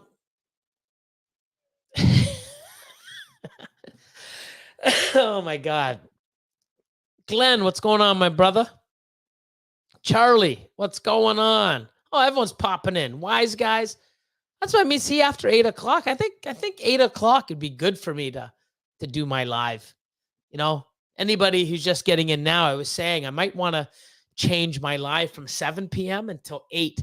That way I can do it here now. And once I get this room all done, instead of doing it at the facility, I get to come home and eat and shower and get all nice, to do my live. But we'll see. We will see. Brandon says, I really enjoy the realness and information you give. Thanks for the live chats. You're very welcome. I'm just going to change this up too. Hit that like button. Hit that like button. I'm glad. I am real. I tell you how I feel, what I believe, what my opinion is, what I've done, what works for me. There's so many ways you can do this. Find a way that works for you. But there are things that you need to know that you should look at, like, where you are as a breeder. Are you a breeder in what I call a breeder 1, a breeder 2, a breeder 3? What type of pairings do you have? Breeder 1 pairings, breeder 2, breeder 3. Here's why you should go up to higher, breeder 2 or breeder 3. I'd explain that, what your costs are, and I'm trying to get that through to the people on Patreon. And I think I'm doing a pretty good job, because many people are taking the information and acting on it, utilizing it, and making the changes. And they're going to see, I know, because numbers don't lie. Okay. So, I'm not going to sit there and say I like a gene if I don't, but I'll tell you the reasons why. Doesn't mean that you don't, oh, wow, I really like it. Then good, like it, and fucking work the shit out of it to make the stuff you want. I'm not sitting here saying, oh, you have this gene. Oh, you're dumb. It's not going to. Every fucking gene on the planet will make you happy or someone happy and make other people happy. There's people that, the new people, spiders. Oh, you work with spiders, you're so bad. Oh, you breed spiders, you're a bad person. Okay, but what about the people that like fucking spiders, that like working with spiders? So if I want to have a spider because I like what it does in a certain tin and I work with it, I'm a bad fucking person, or I'm a bad keeper because I'm breeding a gene. And a lot of these people, saying, because it has a neurological issue. It has, do your research. It's been proven that it's not a neurological issue. It's an inner ear issue. So their equilibrium's off. Like, the people out there going, oh, bad keepers, or bad breeders, or bad, people, you don't even fucking do your research. Okay. Cause it's not it's an inner ear. Okay. So it's like, wow, it's not a neurological issue, with spider, so work with what you like. All I'm going to say is, if you like spider, work with it in certain areas. Don't fucking have 90% of your collection spider. That's just me giving you advice. That's if you like it, work with it. I have spider. I have champagne. I have a lot of stuff. I work with it in small blocks. If fucking 90%, if I had 1,500 out of 2,000 animals, which is 75% spider, yeah, I'd be in trouble. Okay, so, but work with what you like. Fuck what everyone else says. This is for you. You do this, and you should be doing this for you. So if someone else, shut the fuck up. I'm doing what I want to do. And here's somebody, okay? If you look at some of my older videos when I cut eggs, even to this day, why are you cutting with such big fucking scissors? Poor animals. What the fuck? They don't get it. Now, I'm telling you, I've been cutting with fucking big scissors for 20 fucking years. And for 20 fucking years, besides the last 5, I was the bad guy. There's forums on me going, oh, these, he cuts the eggs and all those poor animals have fucking, they're weak. They're really bad eaters. Yeah, they're not good because they were, they need to have that fight in them with the egg tooth to cut their way out into life when they're ready. Oh, okay. So they don't eat, right? Wow. I produce fucking 1,500 hatchlings in a year, and I think I might have to. I think I just feed maybe 10. I don't even know what that percentage is. Because I know there's a whole lot of other motherfuckers out there that let them pip and come out on their own, and guess what they're doing? Fucking assist feeding the whole fucking clutch. So shut the fuck up. That's just me. But anyways, I don't listen to people. Poor, you're hurting the babies. You're hurting the babies. Oh.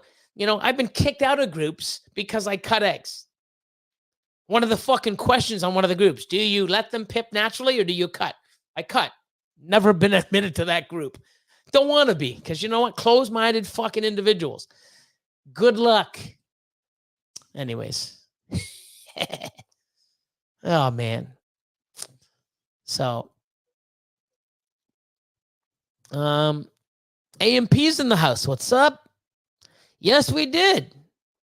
Yeah, of course. We're not gonna fucking wait for you. The other Chad, we had to start all over because when he came in, we started it all over because it's fucking hyperspace, man. Come on, man. What's up, Luke? What's going on, man? Long time no see. Hope you're not working. I'm like, fuck. If we never hear from Luke again, it's like, yeah, that guy died working, man. He works like a dog. He ended up fucking killing himself working. That's why we don't see Luke around anymore. So I get worried when I don't see you because I know you're working your ass off all the time. Just don't work too hard that you die, brother. Like seeing you pop in when you can. Let's see. Will's lead. Oh my God.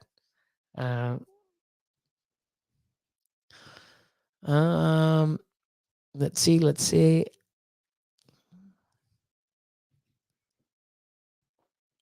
Oh, here we go. After antibiotic, gut health and immune system will be low, will be more susceptible to infection again. Too many times repeating the process and the animal will crash. Yeah, I like to see it get back on its feet and eat and, and keeping, making sure. So that's what I said. I've had animals bounce right back. I've had other animals that fucking take forever. I've had animals that, oh, you know what? I'll leave them for this year. And then you breed them next year. What the fuck? I bred them to one animal, get an RI again. What the fuck? You just got to, have that feeling and understanding. But yeah, when, and another thing too, is when I do, you should talk to your vet about this. And if anyone else knows, but when I have administered antibiotics, I don't feed. I want the body to basically work on repairing instead of feeding and diverting all that energy to digestion. So I just remembered back when he said this, you were saying that, oh, he's halfway done, but he's still eating and he's halfway done his meds. I do believe, at least this is what we've done. When we're administering any type of dose or any antibiotics, we don't feed until the antibiotics is done. So I could be wrong on that, but that's what we've done. because you want the antibiotics to go in and the body to concentrate on healing itself and doing what it needs, or maybe nearer to the end. So if anyone else has any info on that or any suggestion, or want to chime in, please do. Let's see. Sorry for the loss of my abs. Sorry for the loss. Where did I get lost? Sorry for my absence. Just a lot of shit has happened within 7 months that made me back off of everything, man. But I'm slowly getting back into the routine. Oh, I hope you don't got that. Multi. Just lost that drive. And it's funny. 7 months, same as wow. It's can't make this shit up, man. It's just like wow. But yeah, I hope everything's coming back to routine, and I wish I had the proper date or the silver lining. I don't know. I'm in the same boat, guys. I don't know, but you know what? I'm going on what I love to do, my passion, and I'm feeling it a little. I got a lot of bills and overhead, but guess what? I'm still investing into other stuff and trying to get through and do this, and we'll see. But you know what? I love what I do, and I love my animals, and I want to see my collection thrive. And some of these long-term projects that I'm shooting for, some I get to hit now, some I try next year, and some might take me 3-4 years to hit. But hey, that's what that's what I'm here for. Texas-made morphs.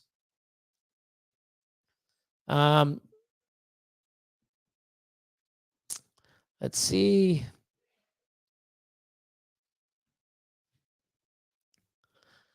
Sticking with snakes, what species do you suggest ball python breeders diversify in? Boas, hognose, colubrids, etc.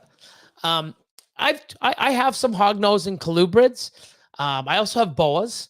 I'm more of a fan of the boas. The hognose and colubrid, it's a lot different. They eat more. You feed them more often. They wow, like some just turn around and it's like, wow, like fucking chill out. Like just it's like whoa. Different substate. It's a total different, even though it's a snake, it's a different species, right? It's a different type of snake. And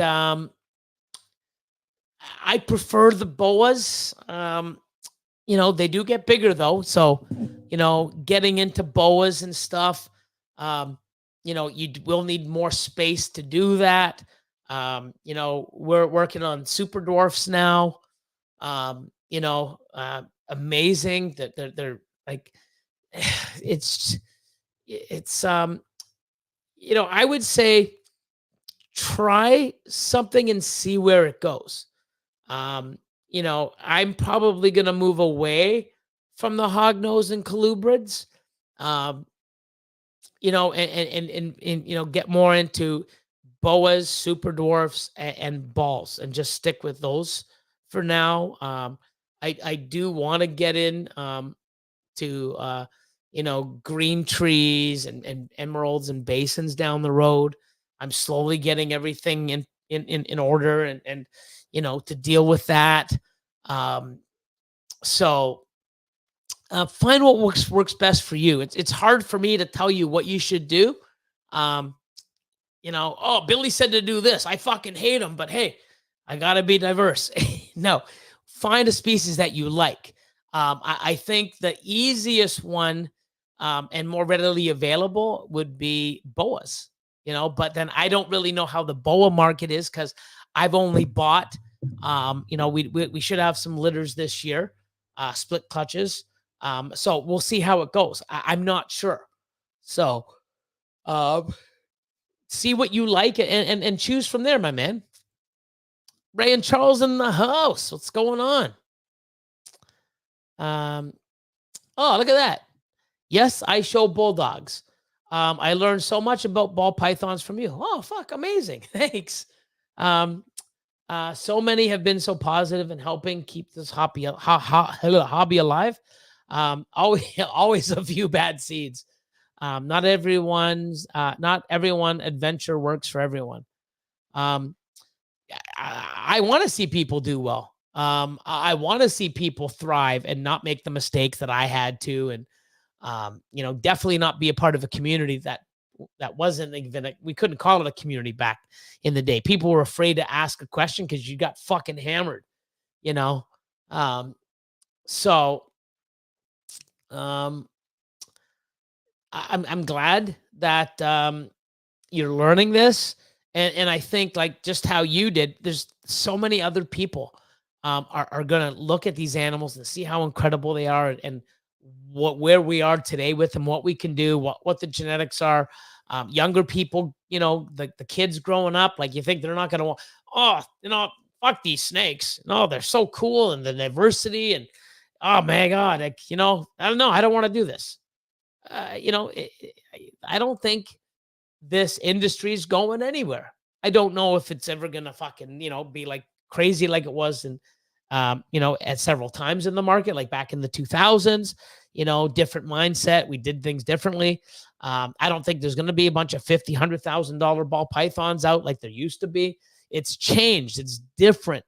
But now, you know, how it's marked the it's so mainstream, but it's not mainstream. But all the people seeing it, and the show promoters and all this stuff, people are going to come in and be amazed, or word of mouth, or coming across a video and seeing wow, and then they get the bug and they get into this amazing hobby.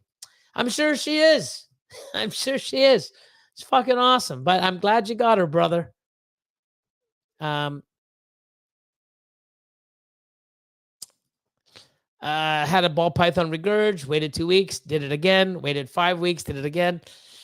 Yeah, that's something. I mean, if it's regurgitating, when you tried it a few weeks later, I'm glad you did it weeks later, because people want to do it the following week, or a couple days later. Always wait a couple weeks. I'm not sure that shouldn't be happening. Hopefully you fed it a much smaller meal. But if it's regurged the last 3 times, there's got to be something internal going on, or something wrong with the rodents. I'm not sure. That's something I would definitely go to a veterinarian for to see. They'll do an oral swab and see what's going on. Bring in a poop sample. They'll let you know. But there's got to be something that's triggering that animal to regurge that much, that soon, that quick, that many times. 8K Morphs, what's up? How you guys doing? Hope all is well. 8 p.m. is better for you. I'm liking the 8 myself. Let's see. I'd be able to watch more of them. Raul says, I'm able to catch more of them live, but either way, I always go back and watch it later. Thank you. You're awesome. Glenn, 8 p.m. would be awesome. I don't get off till 6 from the 12s, and then done by 8 with the gym. You got to go to the gym, buddy. You got to keep, keep those pipes up somehow.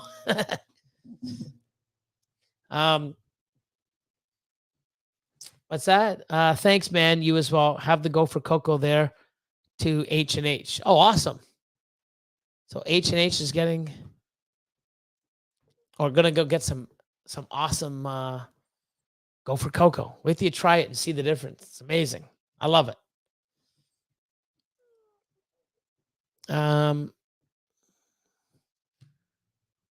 Let's see. So picture perfect. Why did you go with those ASF tubs over the ARS or Freedom Breeder racks? So I used to have the Freedom Breeder. I mean, the ARS racks. They're great. I did a 1.3 and I also did a 1.4.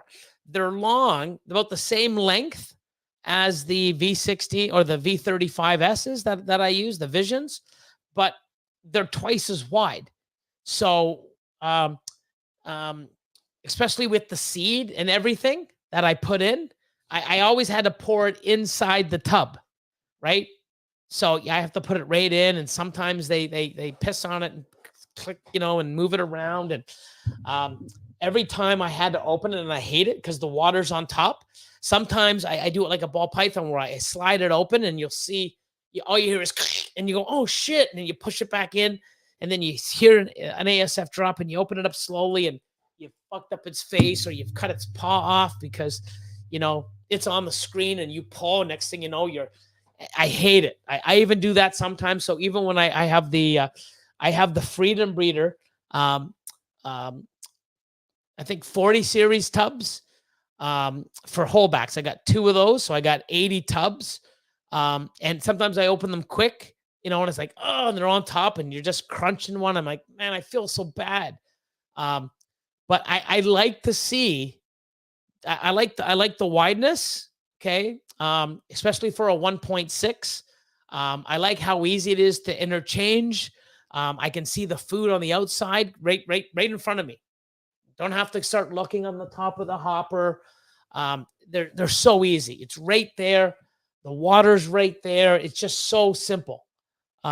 Quick disconnect, move it, put it back in. It's just awesome. I love it way better.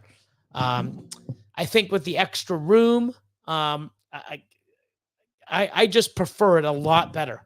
And I've had a lot of other people try it, and they're like, holy fuck, man, the production on these things is incredible. There is. I like the hiding spot. I like that, they have that little safe space at the front that's dark. They can move around to the bigger spot at the back. I just, and like I said, I've only been a rodent breeder, an ASF breeder for a year. I got a really good mentor and person that I'm working with. Seeing what we do here compared to the 4 or 5 months that I had the ARS, so much better. I like these so much more, and they probably work out to the same, when you get all the levels and each one. But I really prefer the Vision. I really do.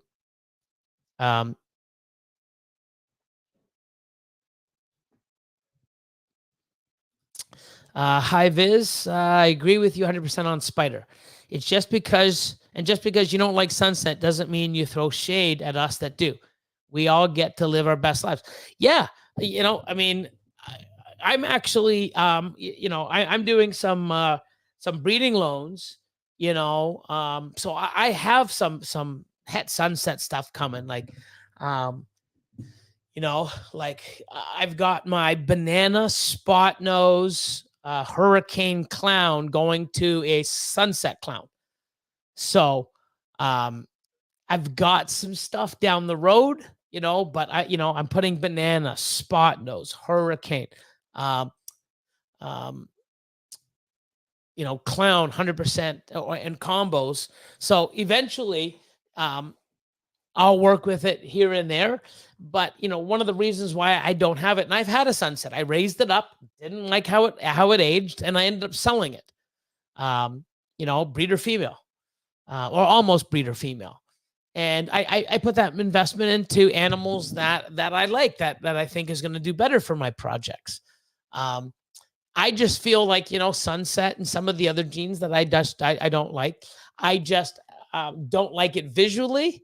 At this point, especially with some of the combos, or I don't think it's going to add any value to the combos or the projects I'm in now. If I was on here and I said, oh, if you're in Sunset, you're not going to make any money, I'd be the stupidest fucking asshole on the planet and giving you the worst fucking advice on the planet. Because, you look at all the people working with Sunset. Do you think they give a fuck that I don't work with Sunset? They're probably saying, you just wait, motherfucker, you're going to regret it. And I might, but if they like it, and that's the thing, I work with Hypo. I've been working with Hypo for 10 years. Everyone's like, Hypo. I'm still working with it. You know why? Because I love what it does. Ultramel. I love what Ultramel does. I love the color palette. I love looking at it. Yes, Monarch is 5 times, 10 times the price. I'm not in Monarch and because, I'm going to make money with it. I like what Ultramel does over Monarch with what I've seen so far. I'm breeding what I like. I might, oh, Billy, you're losing out on the Monarch. I fucking might lose out on it financially. But guess what? My projects, the stuff that I'm in, what I'm creating, what I'm holding back, I like. And yes, I'm getting 5 to 10 times less money, but I like it. I'm not driven because of the money. Because if it was, I'd be like, oh, let's fucking move all this fucking Ultramel out while it's hot so I can invest in Monarch that I don't like as much. No, that's not me. I'm just real. But guess what? You think the people in Monarch give a fuck that I'm in it or not? No. Do you think they're not making money because I don't like it or Sunset? No. So like you said, Iviz, like if you like Sunset and you have it, you're gonna do well, especially if you know, and there's no way, there's no Sunset or Monarch that I'm not gonna see and go, holy fuck, look at that now, or give me a vision to what I can do with it, or now I gotta get one of these fucking things. So, you know, I just tell you how I feel. And it doesn't mean like, oh, if Billy doesn't like Sunset, oh, the market's gonna crash. Fuck no. You know, there's probably people out there, oh, Billy doesn't like Sunset. Oh, fuck, I'm going to go buy lots of it. There might be people out there like that. Who knows? You know? Um,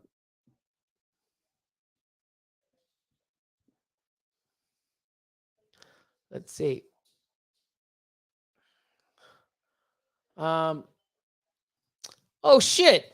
Billy, I actually got a new job, new hours. I'm at home. Awesome stuff, man. That's fucking awesome. You know, that's good. So at least, what happened to Luke?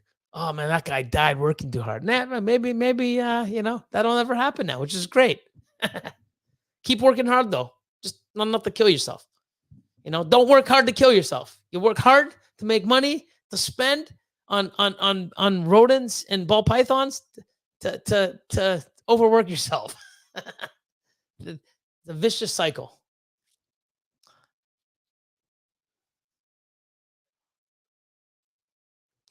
Funny, it's the same people who negative ball pythons advise you to diversify into what they're selling. I love it. Yeah, you know what? You really need to get into these things. Yeah, I got lots of them for sale if you want. Yeah, but they're really great. Yeah. No, I get it. But everyone has a passion for their own species, and I get that. And they should have it. So but it's crazy if you're gonna shit on the ball python market. If you don't like it, then just don't get in it. Cool. Keep in your own space, which is awesome. Yes, we know you and James, man, love the Hoggies, which is awesome. I don't mind mine. I just don't have the time. And it's just like, it's just, to me, I like, I just like handling the bigger snakes and looking at them. And, the genetics are a little easier, different, but easier than everything you got to learn from the hogs. But, it's what works for you, right? Andrew says, in your opinion, what is best in freeway, clown or pied? I prefer clown. I'm doing a lot of stuff with freeway pied. Orange Dream Enchi, Orange Dream Enchi freeway pied is amazing. I got a couple things coming. Even clown pied, combo clown pied stuff, freeway clown pied and super asphalt clown pieds. But I definitely, like the clown with freeway. I've never been disappointed with a freeway clown or a super asphalt clown combo. So I'm going to put this up. Come on. There we go. Take that down. Put this up. Thank you all for being part of tonight's live and the continued love and support. I'm going to keep going through, and give US Arc some love.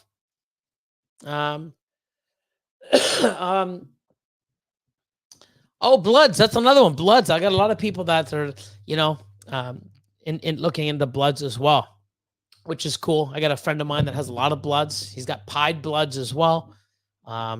So yeah. Renee says, I'm learning a lot from you guys. Awesome. I'm glad. Let's see.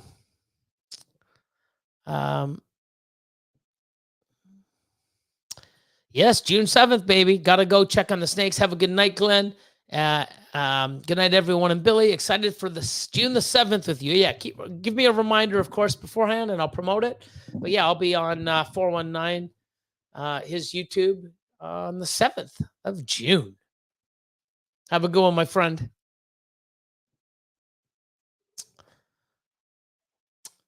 I'm working on one. I started it.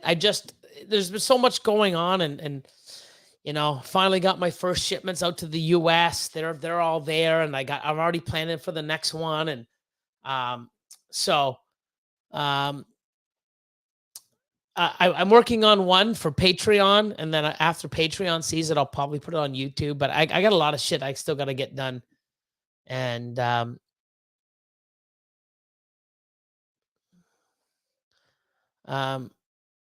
let's see. Oh, I'm caught up. Look at this. Caught up, yes. Uh I was gonna get a sunset, but Billy said sell my hognose and invest in boas. No, I did not, Miguel. But no, one thing I do think it's like, you know, I was gonna go pretty heavy into the hognose, but having them and just having to deal with what I had to do, and you know, and plus another thing too is I had a conversation the other day with James Bergman from Bergman Reptile Room. Um, and one thing, with myself, I'm going to start traveling a lot more, especially when I can get into the US, but I'm going to be going to Europe a lot. And I definitely want to, do stuff remotely.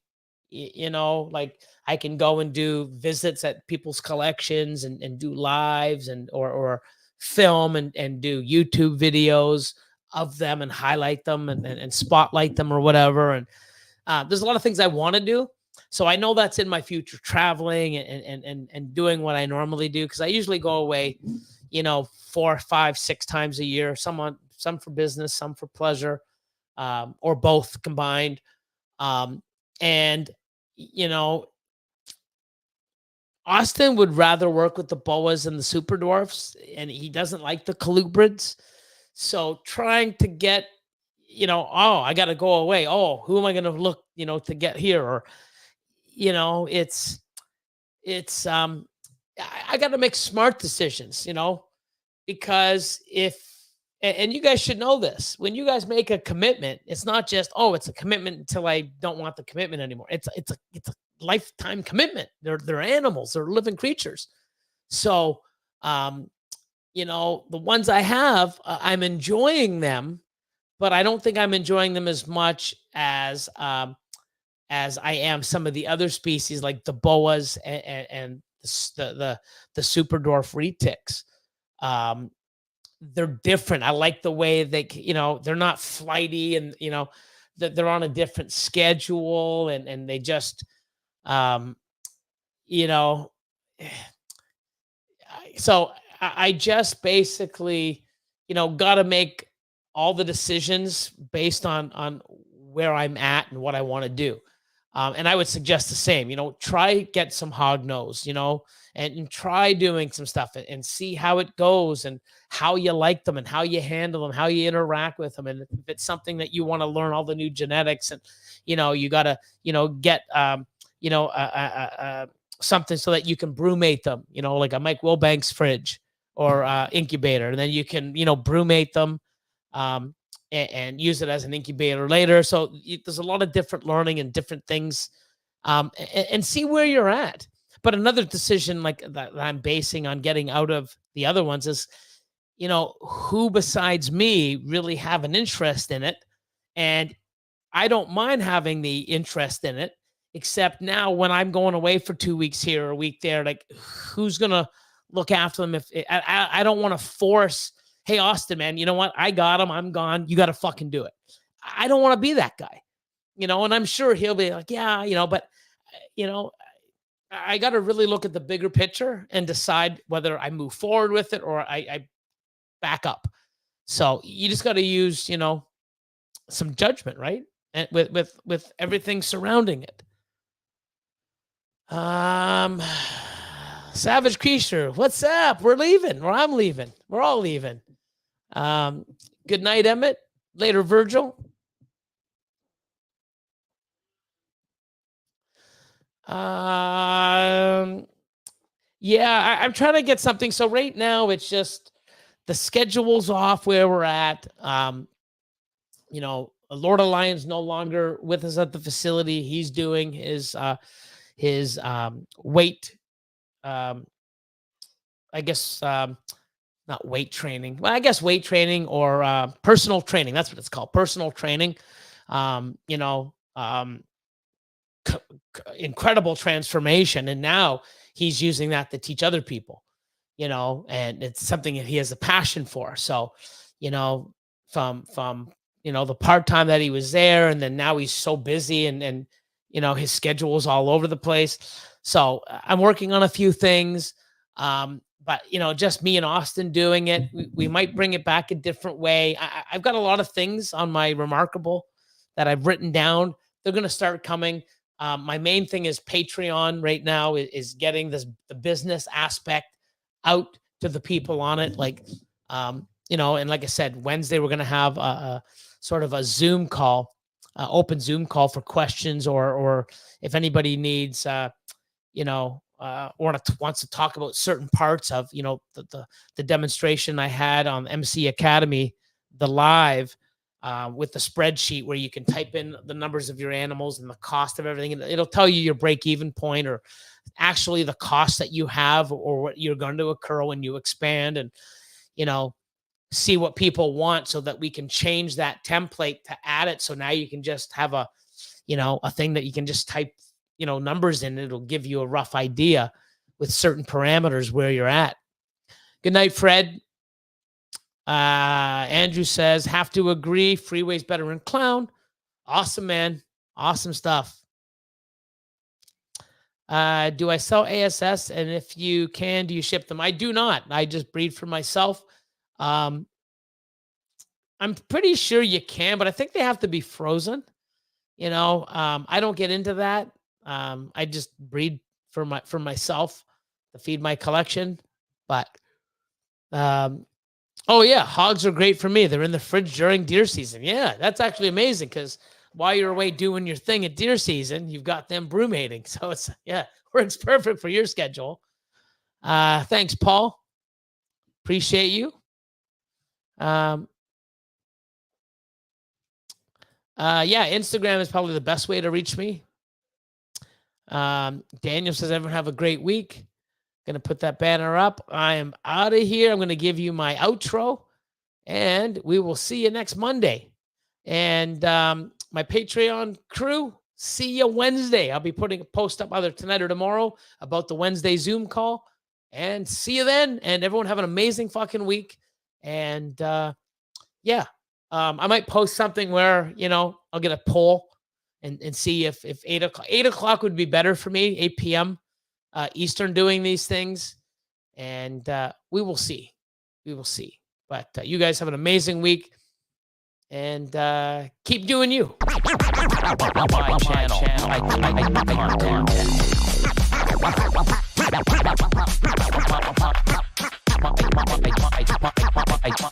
My channel.